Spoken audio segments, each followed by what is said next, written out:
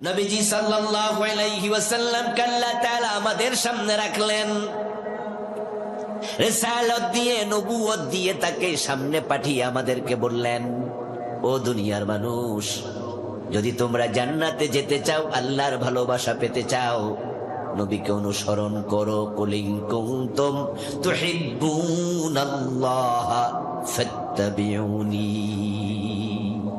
ইউহিব্বুকুমুল্লাহ ওয়া ইয়াগফির লাকুম যুনুবাকুম ওয়াল্লাহু গফুরুর রহিম। আওয়াজ দিয়ে পড়েন সুবহানাল্লাহ। হে নবী, আপনি ঘোষণা করুন, আপনি বলুন, আপনি বলুন, তোমরা যদি আল্লাহকে ভালোবাসতে চাও, আল্লাহর ভালোবাসা পেতে চাও, ফাত্তাবিউনি, আমি নবীকে অনুসরণ করো। রাসূলকে অনুসরণ করার জন্য আল্লাহ অর্ডার করেছেন। যে ব্যক্তি রাসূলকে অনুসরণ করবে না, সে জান্নাতে যাওয়ার কোনো সম্ভাবনা নাই। আজকের মাহফিলে আমার সামনে যারা আছেন, আমরা সবাই জান্নাতে যেতে চাই, ঠিক না? জান্নাতে যাওয়ার জন্যই তো মাহফিলে এসে মাটির মাঝে বসে গেলেন। এ মাহফিলে এমএ পাস, বিএ পাস, দাওরা পাস, কামেল পাস এমন লোক আছে না? তারা কিন্তু সম্মানিত মানুষ। বিভিন্ন জায়গায় গেলে চেয়ারে বসে, মানুষ তাদেরকে চেয়ার দেয়, কিন্তু মাহফিলে এসে মাটির মাঝে বসে গেছে। কোনো অহংবোধ নেই, কোনো আত্মগরিমা, আত্মম্বরিতা নেই। হুজুরের সামনে বসে কোরআন হাদিসের কিছু কথা শুনবো, হতে পারে কোরআনের একটা কথা আমার হেদায়াতের উসিলা হবে, নাজাতের উসিলা হবে। শুধু জান্নাত পাওয়ার জন্য মাটিতে বসে গেছেন, ঠিক কিনা? এই মাহফিলের মাঠে বসা নয়, আল্লাহর জান্নাত পাওয়ার জন্য আমরা তো শহীদ হতেও রাজি, আমরা তো জীবন দিতেও রাজি হয়ে যায়, ঠিক কিনা? আল্লাহর জান্নাত আমাদের জীবনের লক্ষ্য। আমার বন্ধু, জান্নাতে যাওয়ার জন্য আপনারা যারা আল্লাহর পথে খরচ করছেন, টাকা দিয়া, পয়সা দিয়া, হজে চলে যান, এই রমাদানে রোজা রাখলেন, আল্লাহর জান্নাত পাওয়ার জন্য রমাদান মাসে ক্যালকুলেটর হাতে নিয়ে বসে বসে যাকাতের হিসাব করে যাকাত দিলেন। আল্লাহর জান্নাত পাওয়ার জন্য আপনি তাহাজ্জুদের বিছানায় চোখের পানি ছেড়ে দিয়ে কাঁদেন। ওই জান্নাত পাওয়ার জন্য শর্ত হলো নবীর অনুসরণ। যারা নবীর অনুসরণ করবে না, আমার রাসূল বলছেন, তারা জান্নাতে যেতে পারবে না। قال رسول الله صلى الله عليه وسلم كل امتي يدخلون الجنه الا من ابى। নবীজি বলছেন, আমার সব উম্মত জান্নাতে যাবে, তবে অস্বীকারী উম্মত জান্নাতে যেতে পারবে না। কিলা মান আবা ইয়া রাসূলুল্লাহ। কোন একজন সাহাবী প্রশ্ন করলেন, হে আল্লাহর রাসূল, আমরা তো সবাই জান্নাতে যেতে চাই, অস্বীকারী উম্মত সে আবার কিরকম, সে আবার কে? বুঝলাম না, কে আবার অস্বীকারী? আমরা তো আপনারা সবাই নবী হিসাবে মানি, তো অস্বীকারী উম্মত কে? রাসূল জবাব দেন, মান আতাআনি দাখালাল জান্নাহ ওয়া মান আসানি ফাকাদ আবা। যে আমি নবীকে অনুসরণ করে সে জান্নাতে ঢুকবে, যে আমি নবীকে অনুসরণ করবে না সে অস্বীকারী, জান্নাত পাবে না। রাসূলুল্লাহর যে উম্মত বাংলাদেশে আমরা আছি, শতকরা 92% মানুষ নিজেদেরকে রাসূলের উম্মত দাবি করছি। আমরা মুসলিম। আপনাদের কাছে আমার জিজ্ঞাসা, মেহেরবানি করে একটু জবাব দিয়েন, রাসূলকে অনুসরণ করে জীবন চালাচ্ছে, পরিবার চালাচ্ছে, ব্যবসা বাণিজ্য চালাচ্ছে, রাসূলকে অনুসরণ করে রাজনীতি চালাচ্ছে, সমাজনীতি চালাচ্ছে, মানে রাসূলকে অনুসরণের বাহিরে জীবন চালায় না, এমন মানুষ কি বাংলাদেশে অনেক অনেক বেশি না অনেক অনেক কম? আমাদের দেশে রাসূলকে অনুসরণ করে বিচার ব্যবস্থা চলছে, ঠিক না? চলে, অর্থ ব্যবস্থা চলে, আদালত চলে, রাজনীতি চলে, শিক্ষানীতি চলে।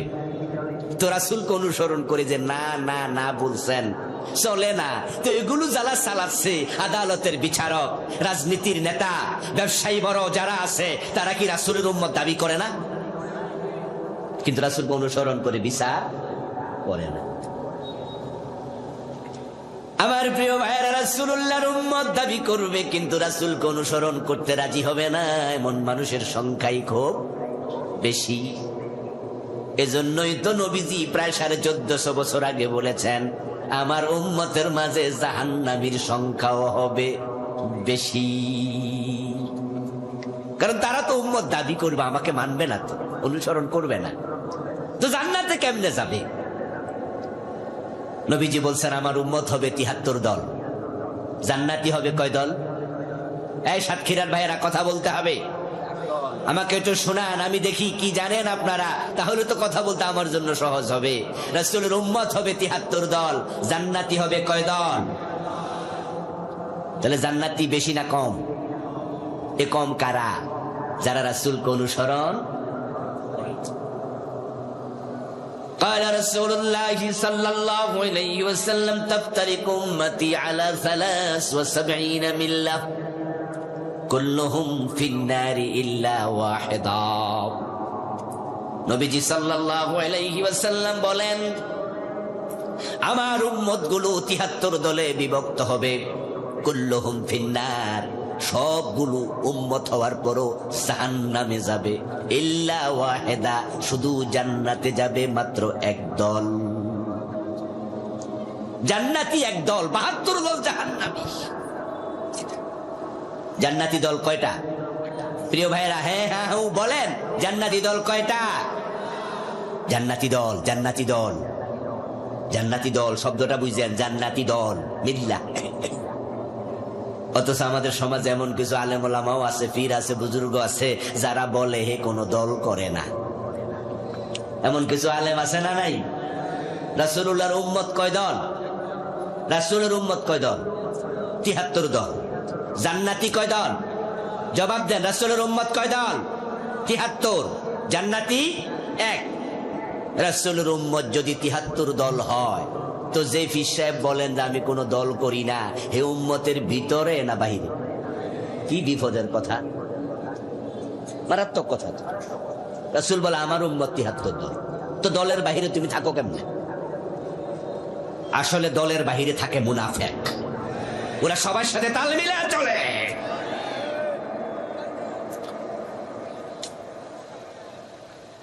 إذا لقوا الذين آمنوا قالوا آمنا وإذا خلوا إلى شياطينهم قالوا إنا معكم। রাসূলুল্লাহর জামানায় 2 দল মানুষ ছিল, এক দল ছিল মুমিন আর এক দল ছিল কাফের। তাদের মাঝখানে আরেকটা দল ঢুকছে, যারা 2 দলের সাথে তাল মিলাইয়া চলতো, তারা হলো মুনাফিক। ইযা লাকুল্লাযীনা আমানু ক্বালু আমান্না, ওরা মুমিনদের কাছে যখন যেত তখন মুমিন সাজত, বলতো আমরা আছি, আপনাদের সাথে আছি। ওয়া ইযা খালাউ ইলা শায়াতিনিহিম ক্বালু ইন্না মাআকুম, আবার যখন কাফেরদের সাথে মিশতো, শয়তানদের সাথে মিশতো, তখন যাইয়া কয় তোমাদের সাথেও আছি। মুনাফিকদের নির্দিষ্ট দল থাকে না। সুতরাং বাংলাদেশে যারা ইসলামী দলের সদস্য হতে কুণ্ঠিত হয়, আমি অমুক ইসলামী দলে আছি কথা বলার সাহস করে না, সে হক্কানি পীর না, সে মুনাফিক পীর। আমি বলছি না আপনি অমুক ইসলামী দল করতে হবে, আমি বলছি আপনি কোন না কোন ইসলামী দল করতে। দল রাসূলের দল ছাড়া কিসের জান্নাত? আমার প্রিয় ভাইয়েরা, মানুষ যখন মারা যায়, কবরে দেওয়ার সময় বিসমিল্লাহি ওয়া আলা মিল্লাতি রাসূলিল্লাহ, এই দোয়াটা সাতক্ষীরা অঞ্চলে আছে না নাই? আসেনি? হাদিসে যেহেতু আছে, সাতক্ষীরাও থাকবে। আচ্ছা, এই দোয়ার বাংলা অনুবাদ কি? বিসমিল্লাহি, আল্লাহর নামে, ওয়া আলা মিল্লাতি রাসূলিল্লাহ, এবং রাসূলুল্লাহর দলে। যে মানুষটা মরে গেছে, তাকে কবরে দেওয়ার সময় আপনি বলতেছেন তোমাকে আল্লাহর নামে রাসূলের দলে তুলে দিলাম। তো যে পীর সাহেব, যে আলেম বলে আমি কোন দল করি না, তাহলে এর জন্য কি দোয়াটা চলবো? কারণ সে তো আজীবন কইছে আমি কোন দল করি না। আলহামদুলিল্লাহ, গত 15-16 বছরে ইসলামী দলের নেতাদেরকে, কর্মীদেরকে ওই জালেমরা জুলুম করেছে, মেরেছে, জেলে দিয়েছে, ফাঁসি দিয়েছে, অত্যাচার করেছে, রিমান্ডে দিয়েছে। ইসলামী দলের কর্মী। তাদের রক্ত চক্ষুকে আমরা সামান্য ফরোয়া করি নাই, কারণ জান্নাতে যেতে হলে যেই দল জান্নাতি সে দলে ঢুকতেই হবে। জান্নাতি দল রাসূলের দল, সাহাবাদের দল। জান্নাতি দল শুধুমাত্র একটা। এজন্যই তো কবরে দেওয়ার সময় কোন দলে দেয়? মিল্লাতি। এই কথা বলেন না ভাইয়েরা, কার দলে দেয়? মিল্লাতে রাসূলের দলে। আচ্ছা, আপনাদের কাছে আমি প্রশ্ন করি, যে লোকটা মরে গেল তারে সবাই মিলা রাসূলের দলে দিয়ে দিল, যেই লোকটারে রাসূলের দলে দিলেন হে নিজে গেল না পাবলিকে ধাক্কাই দিল? আলহামদুলিল্লাহ, রাসূলের দলে অলরেডি এখনই যোগ দিয়া বসে আছেন এমন লোক এখানে আছে না নাই? তাহলে আমাদেরকে ধাক্কাইয়া দেয়া লাগবে না, আমরা আগে রাসূলের দলে আছি। অথচ রাসূলের দলে নাই। আপনি আছেন ধর্মনিরপেক্ষতাবাদীদের দলে, আপনি আছেন ডক্টর কামালের লেখা সংবিধান অবলম্বনকারীদের দলে। আপনি মরলে যখন এলাকার লোকেরা বলবে বিসমিল্লাহি ওয়া আলা মিল্লাতি রাসূলিল্লাহ, তোর রাসূলের দলে তুলে দিলাম, তোমাকে রাসূল তার দলে নেবেন না। মরা লাশের কোনো প্রয়োজন রাসূলুল্লাহর নেই। নবীজির দলে যেহেতু আপনাকে আমাকে সকলকে যোগ দিতেই হবে, মরার পরে পাবলিক ধাক্কায়া পাঠাবে, তাহলে মরার আগে রাসূলের দলে যোগ দেয়া দরকার আছে না নাই? এই মেসেজ দিলাম, যোগ দিবেন কি দিবেন না আপনার ব্যাপার। নবীজি সাল্লাল্লাহু আলাইহি ওয়াসাল্লাম বললেন, আমার উম্মত ৭৩ দল, জান্নাতে যাবে এক দল। قيل يا رسول الله وما هي قال ما انا عليه واصحابي। একজন সাহাবী দাঁড়ায় গেলেন, প্রশ্ন করলেন, হে আল্লাহর নবী, ৭২ দল জাহান্নামী, জান্নাতি মাত্র একটা দল, আমিও তো জান্নাতে যেতে চাই, কোন দল জান্নাতি আমি আপনার কাছে জানতে চাই। ওই দল আমি কিভাবে চিনবো, খুঁজে পাবো? আমার রাসূল জবাব দেন, মা আনা আলাইহি ওয়া আসহাবি, আমি নবী মুহাম্মদ এবং আমার সাহাবারা যেই বিধানের উপর প্রতিষ্ঠিত, তুমি যদি সেই বিধানকে গ্রহণ করো, তার উপর প্রতিষ্ঠিত হও, তুমিও হবে জান্নাতি। মা আনা আলাইহি, আমি যার উপর প্রতিষ্ঠিত, মা আনা আলাইহি, আমি যার উপর, ও আসহাবি, আমার সাহাবারা যার উপর, তুমি প্রতিষ্ঠিত হও তার উপর। এখন নবীজি প্রতিষ্ঠিত ছিলেন ওহীর উপরে, সাহাবারা প্রতিষ্ঠিত ছিলেন ওহীর উপরে, আর ওহী হচ্ছে কোরআন এবং সুন্নাহর নাম।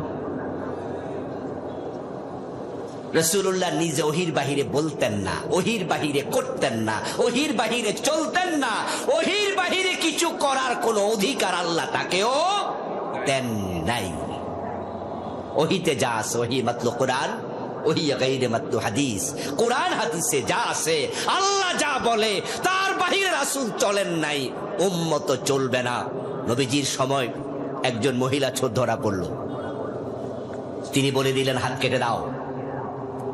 সাহাবাদের মাঝে রাসূলুল্লাহর নাতি যায়েদের ছেলে ওসামা রাদিয়াল্লাহু তাআলা আনহু, উনি এসে বলে, দাদা, এ মহিলা অবিবাহিতা, যদি তার হাত আপনি কেটে দেন তাহলে তার বিবাহ হওয়ার সম্ভাবনা কম। মহিলা সম্ভ্রান্ত বংশের নারী, তার হাত যদি আপনি কেটে দেন তার বংশের অপমান হবে। এজন্য আপনি তাকে হাত না কেটে অন্য কোনো শাস্তি দেয়া যায় কিনা বিবেচনা করুন। ফাতালাওয়ানা ওয়াজহু রাসূলিল্লাহি সাল্লাল্লাহু আলাইহি ওয়াসাল্লাম, প্রিয় নবীর চেহারাটা লাল হয়ে গেল। ফাকামা খাতিবা, তিনি খুতবা দেওয়ার জন্য দাঁড়ায়া গেলেন। ওসামাকে বললেন, ওসামা, তোমাকে আমার কাছে প্রস্তাব নিয়ে যারা পাঠাইছে তাদেরকে ডাকো। আমার রাসূল তাদের সামনে ছোট্ট খুতবা দিলেন। ওই খুতবার মাঝে বললেন, লাওয়ান্না ফাতিমাতা বিনতা মুহাম্মাদিন সারাকাত ইন্না মুহাম্মাদান লা ইয়াকতাউ ইয়াদাহা। শোনো আমার উম্মতেরা, ওই মহিলা নয়, যদি আমার মেয়ে ফাতেমা চুরি করে আমি ফাতেমার হাতটাও কাটবই, কারণ আমি তো ওহির উপর প্রতিষ্ঠিত, ওহির বাহিরে যাওয়ার কোনো অনুমতি আমার নাই। আপনাদের কাছে আমার প্রশ্ন, চোর ধরে হাত কেটে ফেলো এমন অর্ডার আল্লাহর কোরআনে আছে না নাই?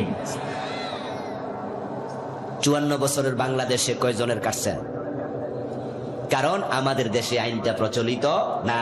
আমাদের দেশ কি আল্লাহর আইনে চলে না ডক্টর কামালের লেখা সংবিধান দিয়ে চলে? ডক্টর কামালের লেখা সংবিধান কি আল্লাহর আইন ঢুকাইছে না ব্রিটিশ আইন ঢুকাইছে? এই ব্রিটিশ আইন দিয়া 54 বছর বাংলাদেশ চলছে। এজন্যই তো আমরা একদল মানুষ বলি না আল্লাহর কোরআন দিয়ে বাংলাদেশ চালাতে হবে।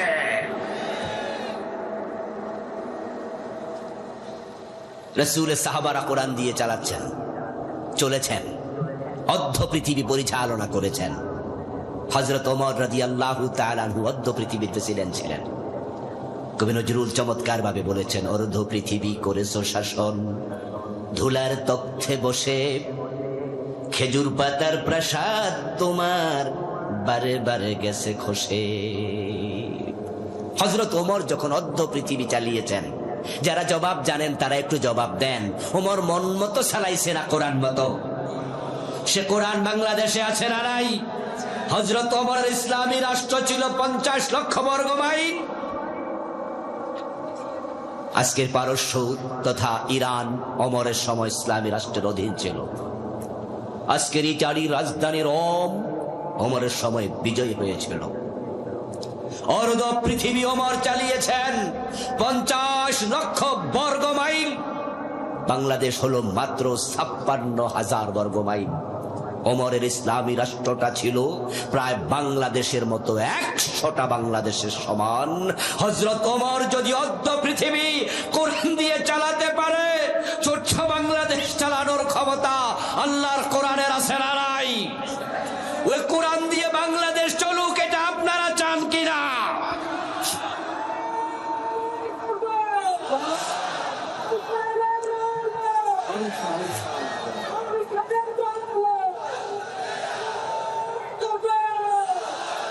আমার প্রিয় ভাই, মা আনা আলাইহি ওয়া আসহাবি, নবীজি বলছেন জান্নাতি দল একটা, যা আমি এবং আমার সাহাবারা মানি, তুমি সেটা মানলে জান্নাতি। এখন বাংলাদেশে যারা কোরআনের রাজ প্রতিষ্ঠিত হোক, কোরআনের আইনে বাংলাদেশ চলুক, এটা চান না, আপনি জান্নাতি দলের সদস্য না।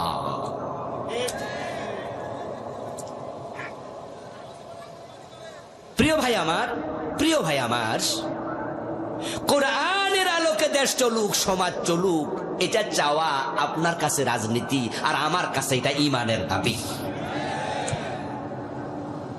আপনি মনে করছেন যে আমি একটি রাজনীতি দল করি, উনি আরেকটা করে, উনি আরেকটা করে, ভেরিয়েশন আছে, ভিন্নতা বৈচিত্র্য আছে। বাংলাদেশ গণতান্ত্রিক দেশ, এক একজন এক একটা করবে। আমি বলবো, শোনো মুসলমান, তুমি মনে যা চাও তাও করতে পারো না। তুমি বাজারে গেলে দেখবে মালয়েশিয়ার বাজারে শুকরের গোশত বিক্রি হয়, কিন্তু মুসলমান শুকরের গোশত দোকানে কিনতে যাবে না। তুমি অনেক রাজনৈতিক দল দেখবে, ইসলাম যারা মানে না, কোরআন যারা চায় না, ওই দলে তুমি ঢুকতে পারবে না।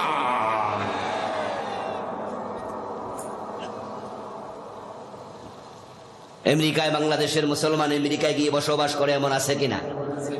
আমেরিকার বাজারে কি শুকরের গোশত বেচে না? মদের দোকান আছে না? তা আপনি কি বলবেন নাকি যেহেতু দোকান আছে খাইয়ালাই ঢুকি? নো, আপনি মুসলিম, যা মন চায় তা আপনি করতে পারেন না। নবীজি সাল্লাল্লাহু আলাইহি ওয়াসাল্লাম বললেন, আমাকে অনুসরণ করলে জান্নাত। আল্লাহর জান্নাতে যেতে হলে নবীকে মানো।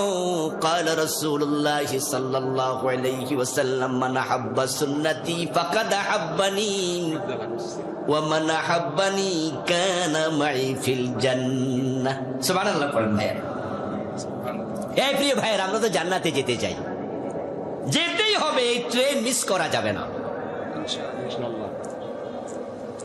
রাসূল বলছে জান্নাতে যেতে চাও, তাহলে মান আহাব্বা সুন্নতি ফাকাদ আহাব্বানি, আমার সুন্নাহকে ভালোবাসো, আমার তরিকা ধরো, আমার আদর্শ ধরো। ওয়ামান আহাব্বানি কানা মাই ফিল জান্নাহ। এবার রাসূল সুসংবাদ দিচ্ছেন যে আমার সুন্নাহকে ফলো করে সে জান্নাতে আমার সাথে ঢুকবে। সুবহানাল্লাহ, সুবহানাল্লাহ। এখন রাসূলের সুন্নাহকে ফলো করলে জান্নাত, এই ওয়াজটুকু শুনে অনেক টুপিওয়ালা দাড়িওয়ালা মুস্কি হাসে, যাক তাহলে জান্নাত পাইয়া। কারণ সে মনে মনে ভাবছে টুপি মাথার দেয়া সুন্নাহ দিলাম তো, মুখে দাড়ি রাখা সুন্নাহ মুখে দাড়ি রাখলাম তো। প্রিয় ভাইয়েরা, হ্যাঁ টুপি মাথায় দেয়া সুন্নাহ, মুখে দাড়ি রাখা সুন্নাহ, হ্যাঁ আপনি সুন্নাহ মানেন, কিন্তু এক জায়গায় প্রবলেম হচ্ছে বাংলাদেশের অধিকাংশ মুসলমান সুন্নাহ মানে সেখানে সুবিধা আছে যেখানে, অসুবিধা যেখানে, সুন্নাহ মানে না সেখানে। সুন্নাহ মানে ততক্ষণ মামলা খায় না যতক্ষণ, মামলা খাওয়ার ভয়ে থাকলে সুন্নাহ আর মানে না। আমরা হচ্ছি সুবিধাবাদী সুন্নি। গতকালকে আলেম ওলামাদের আহ্বানে সোহরাওয়ার্দী উদ্যানে সব দলের লোকেরা একসাথে হাজির হয়েছে এবং মঞ্চে আপনারা দেখেছেন বাংলাদেশের মোটামুটি অনেক দল, বিএনপির লোক হাজির হয়েছে, হয় নাই? কথা বলে না ভাইয়েরা, হাজির হয় নাই? বিএনপির নেতারাও গেছে, জাতীয় পার্টির লোকেরা গেছে, আওয়ামী লীগের কোন কোন সদস্য গেছে, যদিও তারা হয়তো পরিচয় এখন আর দেয় না, কিন্তু আওয়ামী লীগের লোক দু চারজন যায় নাই আমি এটা বলবো না। ফিলিস্তিনের পক্ষে দেশের আওয়ামী লীগাররাও আছে না? আচ্ছা, এই যে কালকে যখন ফিলিস্তিনের বিপক্ষে ডাক আসলো, আপনার ইসরায়েলের বিপক্ষে, ফিলিস্তিনের জুলমের বিপক্ষে, তখন সব দলের লোকেরা দৌড়ে গেল অন্যায়ের প্রতিবাদ করা সুন্নাহ। আচ্ছা এবার বলুন তো, আগামী সপ্তাহে আমরা আলেমরা যদি আবার বাংলাদেশে কোরআনের আইন কায়েমের জন্য ডাক দেই, বিএনপির সব লোকেরা যাবে তো? জাতীয় পার্টি যাবে? আওয়ামী লীগ যাবে? ওরা বলবে এটা হুজুররার ব্যাপার, এটা হুজুররা করো। তাহলে ফিলিস্তিনের উপর জুলুম হলে সেটা ইসলামের অংশ, জালেমের বিরুদ্ধে প্রতিবাদ করো, কিন্তু আল্লাহর কোরআনের আইনের পক্ষে ডাকলে আর যাও না, এটাও তো ইসলামের অংশ, এখানেও তো যাওয়া দরকার।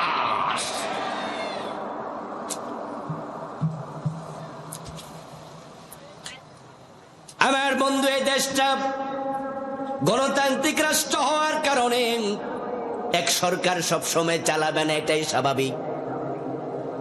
আপনারা তো আমরা আল্লাহর দ্বীন কায়েমের কথা বললে মনে করেন হুজুর মনে অমুক দলের রাজনীতির কথা কয়। আল্লাহর কসম, আমরা নির্দিষ্ট দলকে প্রমোট করি না, দরকার নাই। আমরা আল্লাহর কোরআনকে ক্ষমতায় নেয়ার কথা বলি। দল যদি আমারটা নাও আসে, আর এক দল কোরআনকে ক্ষমতায় নেয়, আমি তাকেও সাপোর্ট করব।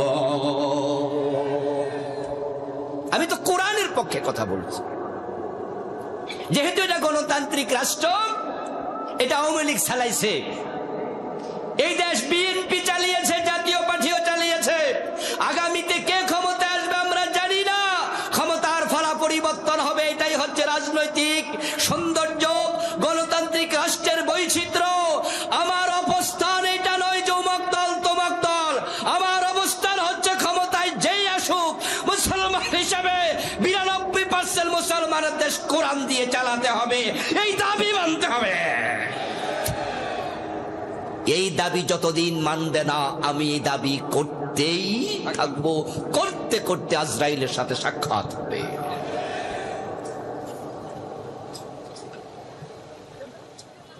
প্রিয় ভাইয়েরা, আমরা সুবিধাবাদী মুসলিম। মসজিদে যখন আমরা প্রবেশ করি, মসজিদে প্রবেশ করতে কোন পা? বাম পা দিয়া প্রবেশ করে কয়জনে? কোন দল নাই, সব দলের লোক রাসূলের সুন্নাহ ফলো করে। মসজিদ দিয়ে ডান প্রবেশ করতে ডান পা দিয়া মসজিদে ঢুকলো, বাম পা দিয়ে বের হলো, আল্লাহু আকবার বলে নামাজ শুরু করলো, সালাম ফিরিয়ে নামাজ শেষ করলো। মাগরিবের ফরজ 2 রাকাত পরে ইমাম ভুলে সালাম ফিরাইয়া দিল। মুসল্লিরা সালাম ফিরাবে না, লোকমা দেবে। আপনাদের সাক্ষীরাতে ইমাম যদি মাগরিবের 2 রাকাত পরে সালাম ফিরায়, আপনারা কি সালাম ফিরান না লোকমা দেন? সালাম ফিরান না লোকমা দেন? আচ্ছা, ইমাম যদি আপনার বাবা হইতো তাহলে বাবার ছাড় দেওয়া যাবে, ঠিক না? যে বাবা যে 2 রাকাত পড়ছে, যা আমিও ফিরালাই। না, আমরা ছেলে হয়ে ছাড় দেব না। ইমাম যদি আমার পীর সাহেব হয় আর আমি তার মুরিদ হই, ইমাম যদি 2 রাকাত পরে মাগরিব সালাম ফিরা, আমি কিন্তু ফিরকেও ছাড় দেব না, আমি লোকমা দিয়ে দেব। কারণ আমি পীর বুঝি না, আমি আমার বাবা বুঝি না। আমার নবী পড়েছে 3 রাকাত মাগরিব, 3 রাকাত আমি পড়বো, কাউকে ছাড় দেব না। রাসূলকে অনুসরণ করার ক্ষেত্রে আমি সিরিয়াস। ডান পা দিয়ে ঢুকি, বাম পা দিয়ে মসজিদ থেকে বের হই, 3 রাকাত মাগরিব পড়ি, আল্লাহু আকবার বলে নামাজ শুরু করি, সালাম ফিরিয়ে নামাজ শেষ করি। কিন্তু আমি যখন নামাজ শেষে আদালতের চেয়ারে বসে বিচার করি, তখন রাসূলের ইসলামের আলোকে আর বিচারের একটা মামলার রায় দেই না। সাতক্ষীরা জজ কোর্টে জজ সাহেব জোহরের নামাজ পড়তে গেল। জোহরের নামাজ পড়তে যাওয়ার পরে ইমাম সাহেব 2 রাকাত পড়ে আত্তাহিয়াতু পড়তে ভুলে গেছে। তো ভুলে যাওয়ার কারণে ইমাম সাহেব 2 রাকাত পড়ার পর আল্লাহু আকবার বলে সোজা হইয়া খাড়াইতে শুরু করছে। অথচ 2 রাকাত পড়ার পরে আত্তাহিয়াতু পড়া জোহরের নামাজে এটা ওয়াজিব। এই মাসআলা আমাদের সবার জানা আছে। যদি এই ভুল করে তাহলে সাউ সেজদা দিতে হয়, ওয়াজিব তরফ করে। এটা ওয়াজিব, তাই পিছন থেকে সবাই লোকমা দিল, জজ সাহেবও লোকমা দিল। সুবহানাল্লাহ বলে লোকমা দেওয়ার পর ইমাম সাহেব এবার বসে যথারীতি তিনি আত্তাহিয়াতু পড়ে তাশাহুদ শেষ করে বাকি 2 রাকাত পড়ে তিনি যথারীতি সালাম ফিরালেন। নামাজের পরে জজ সাহেব আবার কোর্টে চলে গেল। আদালতের চেয়ারে বসে আজকে একটি চুরির মামলার রায় হবে। রায় ঘোষণার আগে তিনি লিখিত রায় পাঠ করছেন যে গত এত তারিখ থেকে এত তারিখ পর্যন্ত এই মামলার সাক্ষী সাবুত সবকিছু আমরা শুনেছি, অথেন্টিসিটি একবারে প্রমাণিত হয়েছে নিরপেক্ষভাবেই যে এই লোকটা এত লাখ টাকা চুরি করছে, তাই বাংলাদেশের এত নম্বর দণ্ডবিধির আলোকে তাকে এতদিন জেল দেয়া হলো। কিছুক্ষণ আগে যেই আপনার জজ সাহেব ইমাম সাহেবের লোকমা দিচ্ছে, তিনি এখন রায় দিচ্ছে। আপনাদের কাছে আমার জিজ্ঞাসা, চোর ধরে জেলে দেবে না হাত কাটবে? ইসলামের বিধান কি? চোর ধরে হাত কাটা নফল না ফরজ? কথা বলেন, নফল না ফরজ না ওয়াজিব? ওয়াজিব আর ফরজ বুঝেন তো? ইমাম সাহেব ভুল করছিল কিসে আর উনি ভুল করছে কিসে? গুরুত্বর কোনটা বেশি? যিনি ওয়াজিবে লোকমা দেয় তিনি ফরজ ছেড়ে দেয়। খেয়াল করবেন, উনার জন্য চোর ধরে হাত কাটা ফরজ। আল্লাহর সামনে বললে হবে না, আল্লাহ রাষ্ট্রের আইন ছিল না, এই জন্য আমি চোর ধরে হাত কাটতে পারিনি। রাষ্ট্রের আইনে ছিল চোর ধরে জেলে দাও। আমি একজন বিচারক, আইনের বাহিরে আমি যেতে পারি না। আসমানের মালিক যদি প্রশ্ন করে, ওই বেটা কয় টাকা বেতন দিত রাষ্ট্রের চাকর হয়ে যদি রাষ্ট্রের আইন মানস? আমি তো জান্নাতের মালিক, আমার আইন মানস, তাই তোরে জান্নাত দেব না। সেটির উপায় কি হবে?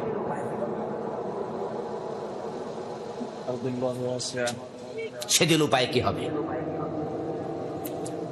যারা আমার আলোচনা শুনবেন, জাজ আছে, বিচারক আছে, আজকের মাহফিলও হয়তো নাই, কিন্তু ইউটিউবের মাধ্যমে কত বিচারক আমার আলোচনা শুনবে। শুনে বলবো, আবুল কালাম আজাদ সাহেব অবুঝ মানুষের মতো কথা বলল। আমরা যারা বিচারক আছি, আমরা চোর ধরে হাত কাটলে তো আমাদেরকে জেল দিয়া দেবে, আমার চাকরিটা চলে যাবে। তো আমি কিভাবে এটা করি? আমি বলবো, দোস্ত, তুমি এটা করবা না কেন? তুমি তো এই দেশের জনগণ, তুমিও তো এই দেশের একজন, তাই তোমাদেরকে বিদ্রোহ করা উচিত। যত বিচারক আছে তাদেরকেও হাত তুলে বলা উচিত, মাথা তুলে দাঁড়িয়ে বলা উচিত, আল্লাহর আইন ছাড়া বাংলার আদালতে বিচার করা হবে না। কয়দিন বলেছ? এই যে আল্লাহর আইনে বিচার করতে পারো নাই, চোখের পানি ছেড়ে দিয়ে তাহাজ্জুদের বিছানায় কয়দিন আল্লাহকে সরি বলেছ যে আল্লাহ তোমার আইনে বিচার করতে পারি না, আমি সরি, আমারে মাফ করো? কয়দিন মাফ চাইছো?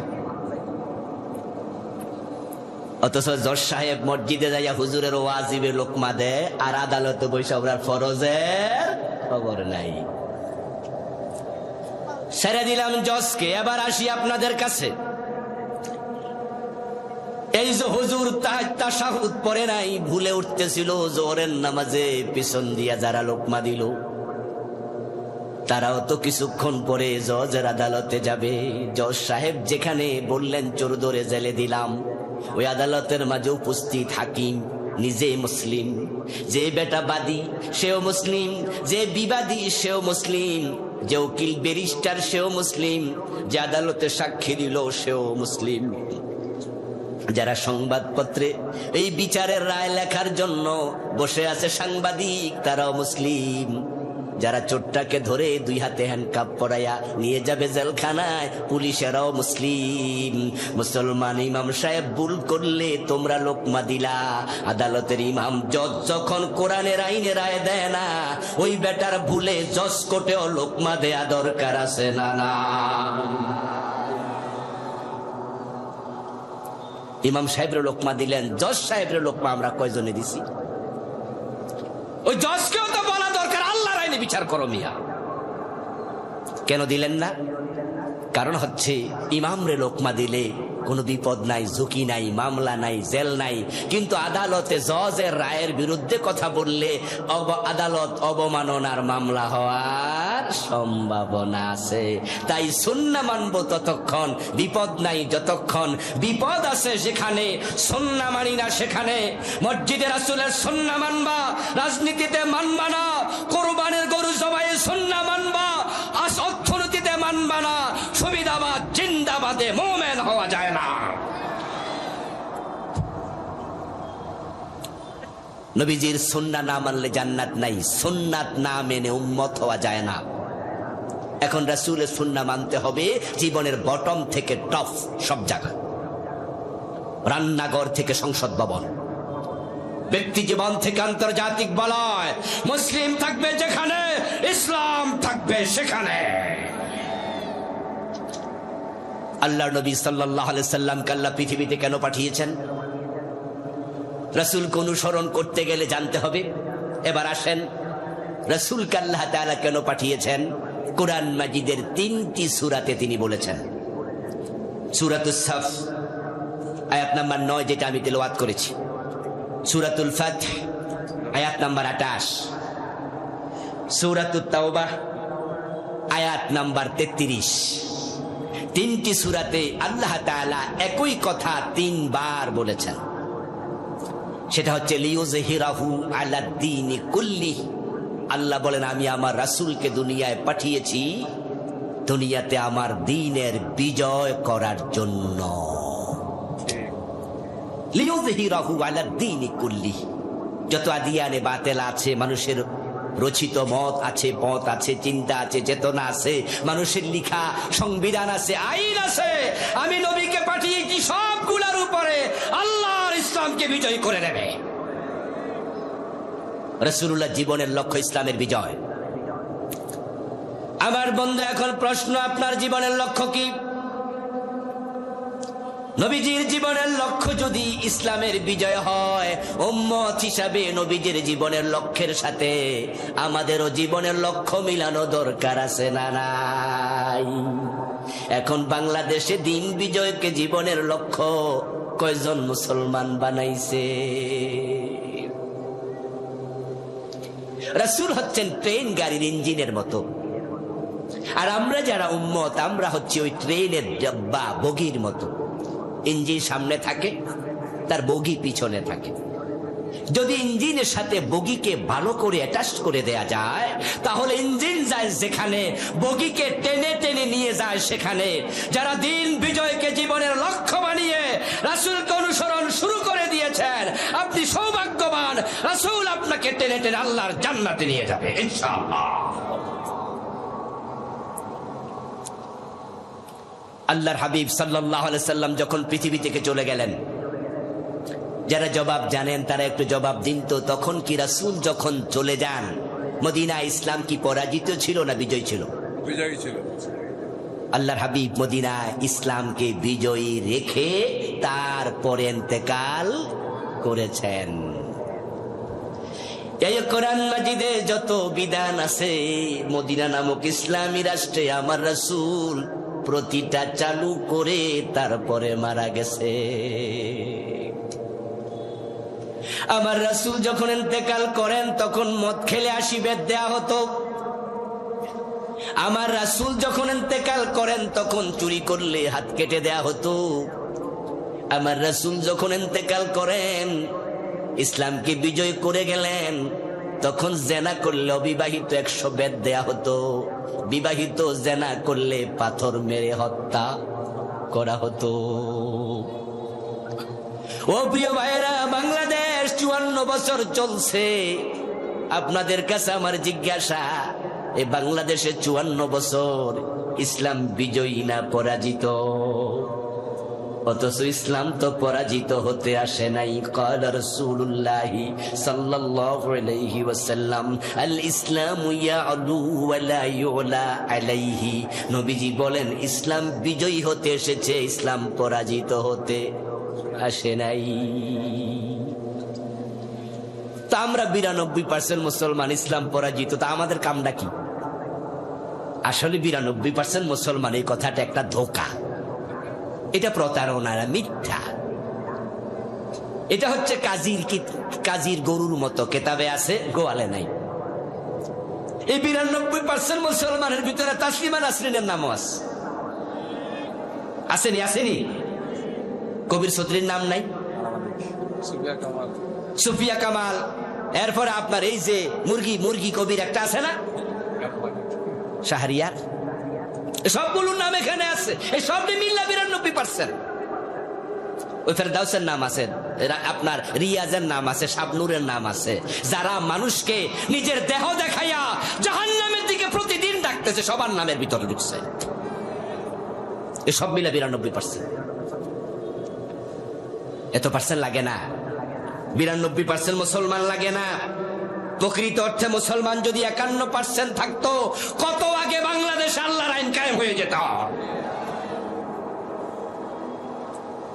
লিখে আছে, বাস্তবে নাই। নবীজি সাল্লাল্লাহু আলাইহি ওয়াসাল্লামকে দিন বিজয়ের দায়িত্ব আল্লাহ দিলেন। তাহলে আমরা যারা জান্নাতে যেতে চাই, আজ থেকে বাংলাদেশে দিন বিজয়কে জীবনের লক্ষ্য বানাবো। রাজি আছেন না নাই? তাহলে রাসূলের সাথে আপনার জীবনের লক্ষ্যটা মিলল। আমার রাসূল মক্কায় ছিলেন 13 বছর, কিন্তু দিনের বিজয় সেখানে করতে পারেন নাই। অবস্থাটা এতটাই নাজুক ছিল যে মক্কার সংসদ ভবনের নাম ছিল দারুন নাদওয়া। নবীজি সাল্লাল্লাহু আলাইহি ওয়াসাল্লাম সে দারুন নাদওয়াতে যে কোরআনের বিজয় করবেন, যে ইসলামের বিজয় করবেন, ওই কোরআন নিয়ে ওই সংসদে প্রবেশের কোনো সুযোগই পান নাই। বরং মক্কার সংসদের যিনি লিডার ছিলেন, প্রধানমন্ত্রী, প্রেসিডেন্ট, সে আবু জেহেল, আবু লাহাব, তারা মক্কার সংসদে বসে সিদ্ধান্ত নিয়েছিল, ওয়াকালাল্লাযীনা কাফারু লা তাসমাউ লিহাযাল কুরআন ওয়ালগাউ ফীহি লাআল্লাকুম তাগলিবুন। কোরআন মাজিদে আল্লাহ বলে, মক্কার কাফেররা সিদ্ধান্ত নিয়েছিল, মুহাম্মদ যেখানে কোরআন পড়বে সেখানে কোরআন শুনতে যাওয়া যাবে না। লা তাসমাউ লিহাযাল কুরআন, এ কোরআন শুনতে যেও না। ওয়ালগাউ ফীহি, তারা দ্বিতীয় সিদ্ধান্ত নিল, যেখানে কোরআন পড়বে, কোরআন বুঝাবে, ওই কোরআনের আলোচনার মজলিসে গন্ডগোল লাগাইয়া দিতে হবে। এই ছিল মক্কার সংসদের সিদ্ধান্ত। আবু জেহেলরা নিয়েছিল, কোরআন শোনা যাবে না, কোরআনের আলোচনার জায়গায় গন্ডগোল লাগাও। গত 15 বছরের সাথে আবু জেহেলদের নীতি মিলে যায়। কোরআনের হাজার হাজার মাহফিলে তারা 144 জারি করেছে।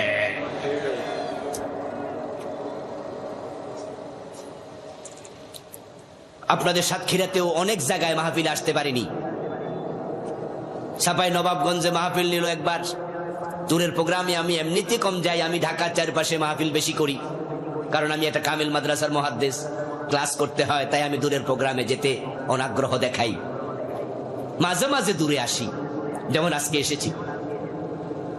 ছাপাই নবাবগঞ্জের মাহফিল কমিটি ফোন দিল, মোবাইলে কল দিয়ে বলতেছে, হুজুর আপনার আইডি কার্ডটা একটু পাঠান। আমি বললাম, কিরে ভাই, পাসপোর্ট করবো নাকি? পাসপোর্ট করার সময় আইডি কার্ড এই সে কত কিছু চায়, আমার তো পাসপোর্ট আছে, নতুন করে আবার করবো। বলো, না হুজুর, আমরা গেছিলাম অনুমতির জন্য ডিসি সাহেবের কাছে, অনুমতি ছাড়া তো মাহফিল দেবে না। অনুমতির জন্য যাওয়ার পরে উনি বলছে, কোন বক্তা, ওই বক্তার আইডি কার্ড আনো। আমি বললাম তোমাদের এলাকায় আইডি কার্ড জমা দিয়া মাহফিল করতে হবে, এমন মাহফিল আমার ঠেকা পড়ে নাই, ডিসির মুখের মাঝে মাইরা দিবা ওই কাগজ, বলবা আমনের মাহফিল আমনের কাছে থাক, এই অনুমতি আমনে লইয়া ঘুমান। গত 15টা বছরে কত জায়গায় মাহফিল বন্ধ করেছে। আবু জেহেলদের সিদ্ধান্তের সাথে এই জালেমদের সিদ্ধান্ত মিলেছে। আল্লাহ বদরের দিন আবু জেহেলকে লাঞ্ছিত করে যেমন দুনিয়া থেকে বিদায় করেছেন, আগস্টের 5 তারিখে এই জালেমদেরকে আল্লাহ লাঞ্ছিত করে দেশ থেকে বিদায় করে দিয়েছে।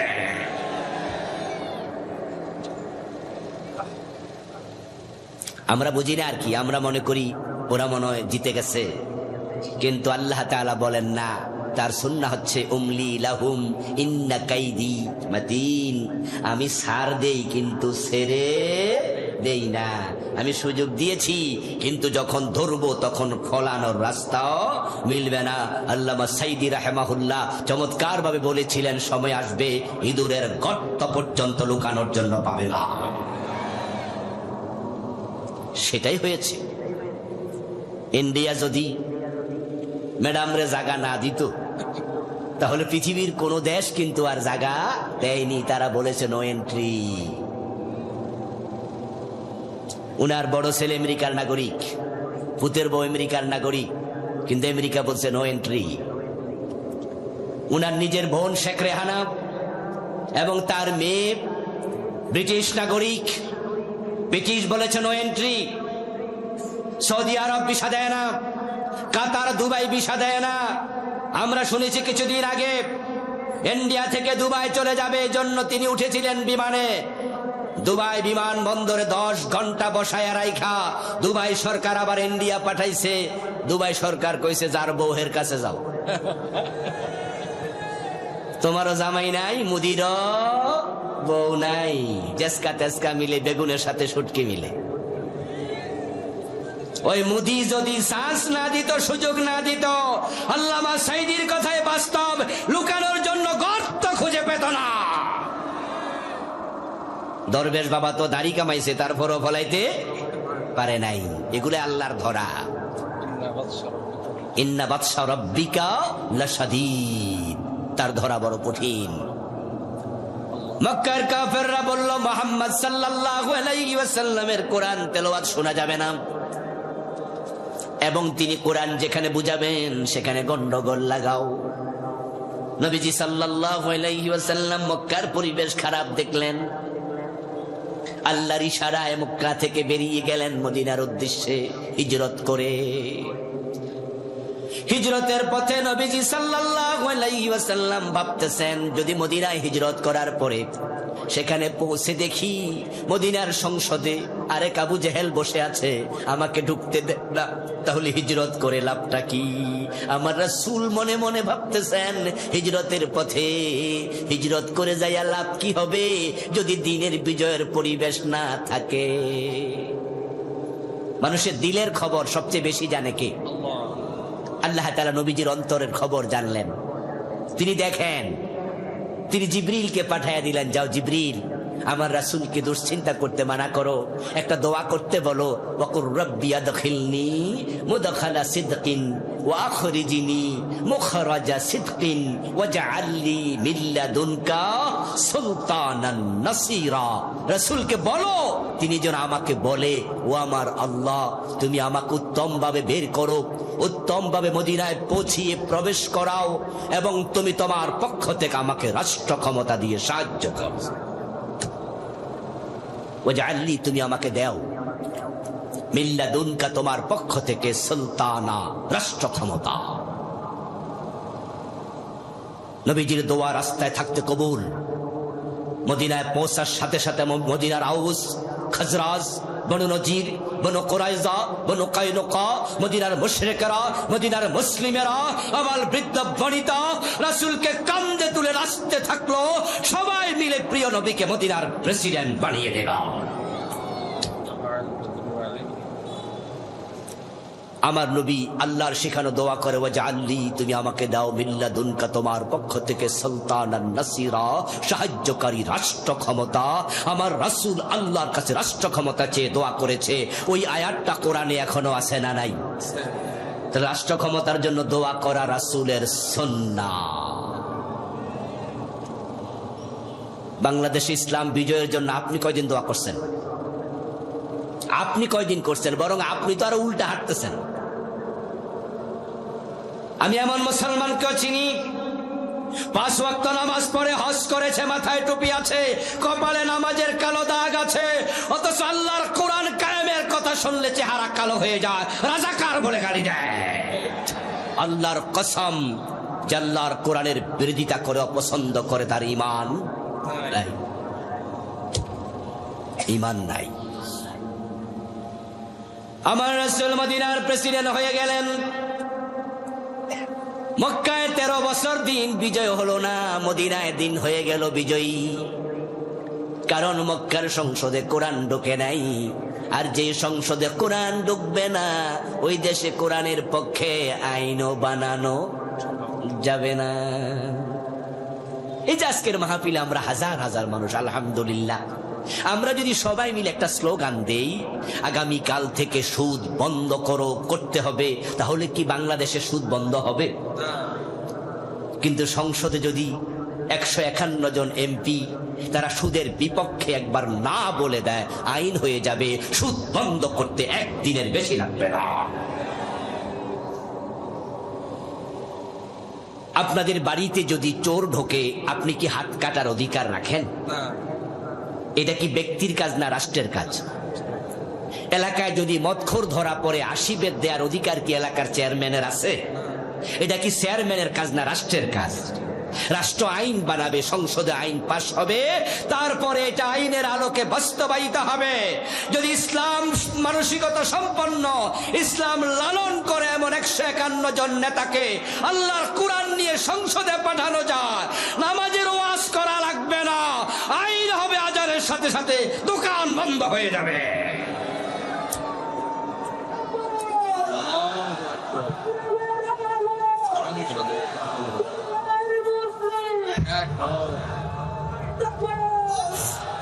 আমার প্রিয় ভাইরা, আমরা তো সবাই মানুষ নামাজ পড়ুক এটা চাই, আপনারা চান কিনা? মানুষ নামাজি হোক এটা আপনারা চান কিনা? আরে তাবলীগের ভাইয়েরা নামাজের জন্য কত ওয়াজ করলো, নামাজ পড়ো নামাজ পড়ো। আসরের নামাজের পর, আসরের নামাজের পর তাবলীগের ভাইয়েরা মসজিদ থেকে গাছতে বের হয়, লাইন ধরে 5 জন 7 জন 10 জন বেরিয়ে যায়, তারপরে একজন লোকের চারপাশে দাঁড়ায়, তাকে এমন ভাবে বুঝায়, ভাই মসজিদে আসো মসজিদে আসো মসজিদে আসো, যে পর্যন্ত বেডা ইয়েস বলবে না ওই পর্যন্ত সুপার গরুর মতো ধরে রাখে। পীর সাহেব হুজুররা নামাজ পড়ো কত বললো, মাহফিলের বক্তারাই 6 মাস 7 মাস শীতকালে নামাজের কত ওয়াজ করলো। বাংলাদেশে 3.5 লাখ 4 লাখের উপরে পীর আছে, হক্কানি পীরেরা সবাই নামাজের জন্য বলে, মাদ্রাসার হুজুররা নামাজ পড়তে বলে, অথচ ফজরের টাইমে মসজিদ কি ভর্তি না ফাঁকা? নামাজি কই? কোরবান আসতেছে সামনে, কোরবানের সময় গরু কেনার জন্য যখন গরু বাজারে যাবেন, আসরের আজান হবে, আসরের আজান হওয়ার পরে তাকাইয়া দেখবেন তো কতজন লোক গরু কিনা বন্ধ করে মসজিদে গেছে, কত %? বরং গরু কিনতে যদি 1000 লোক যায়, তার মাঝে হয়তো 200 নামাজি, বাকি 800। কোরবান করা কি ফরজ না ওয়াজিব? আর আসরের নামাজ গুরুত্ব কোনটার বেশি? পুরা কোরবানির গরু কিনতে কিনতে নামাজ শেষ। আমার প্রিয় ভাইয়েরা, বাংলাদেশের জাতীয় মসজিদ বাইতুল মুকাররম, ওখানে গেলে দেখবেন জোহরের নামাজ আসরের নামাজের সময় দোতলায় নামাজ চলে, নিচতলায় বেচা কেনা চলছে রমরমা। আজানের পরে বাইতুল মুকাররমেরও দোকান বন্ধ হয় না, অথচ আজান হওয়ার পরে সবকিছু বন্ধ, বেচা কেনা বন্ধ। এই অর্ডার আল্লাহর কোরআনে আছে না নাই? নবীজি বলছেন, আমার মন চায় আজানের পরে আমি মহল্লায় যাই, কোন একজনকে মসজিদে ইমামতির জায়গায় দাঁড় করিয়ে দিয়ে যারা নামাজে আসেনি তাদের বাড়ি ঘরে আগুন লাগাই। ওয়াজ আমরা অনেক করেছি সুদের বিরুদ্ধে, বাংলাদেশে সুদ চলে না, বন্ধ। কত বড় বড় হুজুররা ওয়াজ করতে করতে মরে গেছে, সুদ কিন্তু মরে নাই, সুদ আগের চেয়ে আরো জোয়ান হয়েছে। সিনেমার বিরুদ্ধে কত ওয়াজ পীর সাহেব হুজুররা আলেমরা বক্তারা করেছে, সিনেমা বন্ধ তো হয়নি, বরং বাংলাদেশের সিনেমা যথেষ্ট নয়, ইন্ডিয়া থেকে সিনেমা বাংলাদেশে আমদানি করা হচ্ছে। সিনেমার পোস্টারের মাঝে লেখা থাকে বাংলাদেশ ভারত যৌথ প্রযোজিত। এই সিনেমা এখন যুবকদের পকেটে পকেটে, এই মোবাইলের ভিতরে সিনেমা হল আছে না নাই? ওয়াজ করলে সিনেমা বন্ধ হবে না, আইন লাগবে। আইন করার জন্য কোরআনওয়ালাদেরকে সংসদে পাঠানো দরকার আছে না নাই? সেই কাজটা আপনাকে করতে হবে, আমাকে করতে হবে।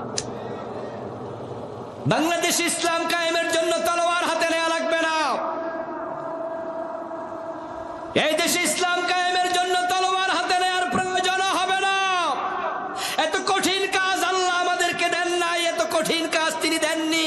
সৌভাগ্য এই দেশে 92% মুসলমান। আগামী নির্বাচনে যদি শুধু ব্যালট হাতে নিয়ে কোরআনের পক্ষে রায় দেয়, এই নির্বাচনের পরে কোরআন ক্ষমতায় চলে যেতে পারে। সুযোগ আছে না নাই? এটা সাতক্ষীরা থেকে শুরু হবে ইনশাআল্লাহ।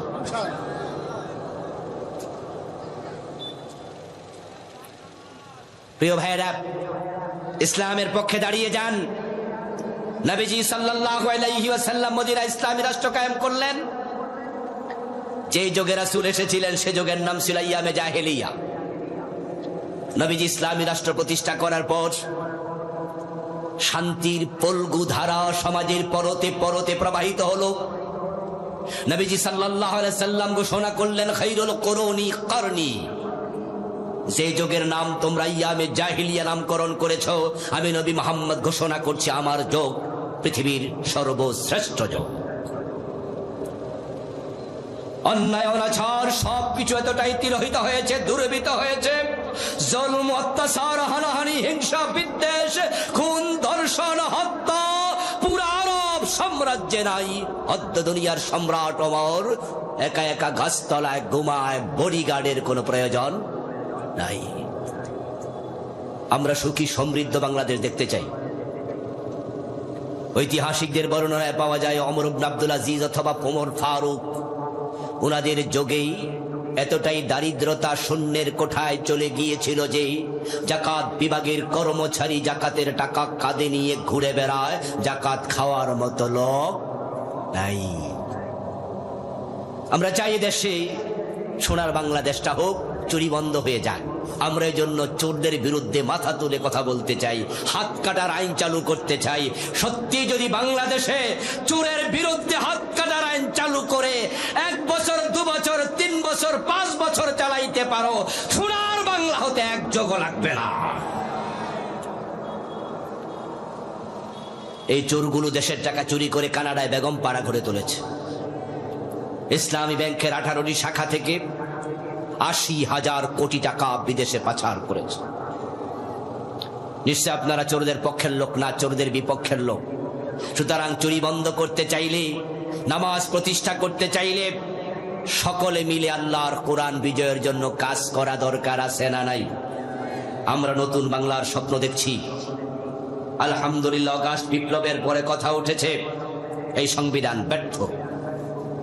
ডক্টর কামাল যে সংবিধান লিখেছে, এই সংবিধান 18 বার পরিবর্তন হয়েছে, কোনো কাজ হয়নি। আমাদেরকে শান্তি দিতে পারেনি, চুরি বন্ধ করতে পারেনি। এই জন্য ইন্টারিম গভর্নমেন্ট, নতুন অন্তর্বর্তীকালীন সরকার বলেছে সংস্কার করবে। কেউ কেউ প্রস্তাব দিয়েছে সংবিধান নতুন করে লিখবে। আমরা ইসলাম ওলারা দাবি তুলতে চাই, সাতক্ষীরার জমিন থেকে এই সংবিধান সংস্কার নয়, নতুন করে লেখা নয়, এটাকে সরাইয়া আল্লাহর কোরআনকে সংবিধান বানাতে হবে। কোরআন সংবিধান হোক, আপনারা চান কিনা? কারা কারা চান দুই হাত তুলে দেখান। নারায়ে তাকবীর।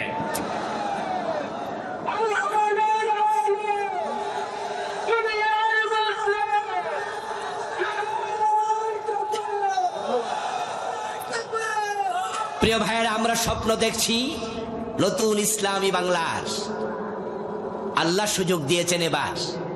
আগস্ট বিপ্লবে এতটা অভাবনীয় পরিবর্তন বাংলাদেশে এসেছে যেটা আমরা চাইলেও পারতাম না। যদি সরকার সিস্টেমেটিক ওয়েতে চেঞ্জ হতো তাহলে জালেমগুলো কিন্তু পলাইতো না। যেহেতু জালেমগুলোকে আল্লাহ দৌড়াইয়া দিছে, ইসলাম কায়েমের রাস্তা বাংলাদেশে খুলে গেছে। এবং আলেমদের মাঝেও আমরা চেতনা দেখতে পাচ্ছি। ইসলামী দলগুলো কাছাকাছি আসছে। আমার বিশ্বাস সব মতের আলেমরা যদি আমরা এক হই, আলেমরা ঐক্যবদ্ধ হলে জালেমরা লেজ তুলে পালাবে।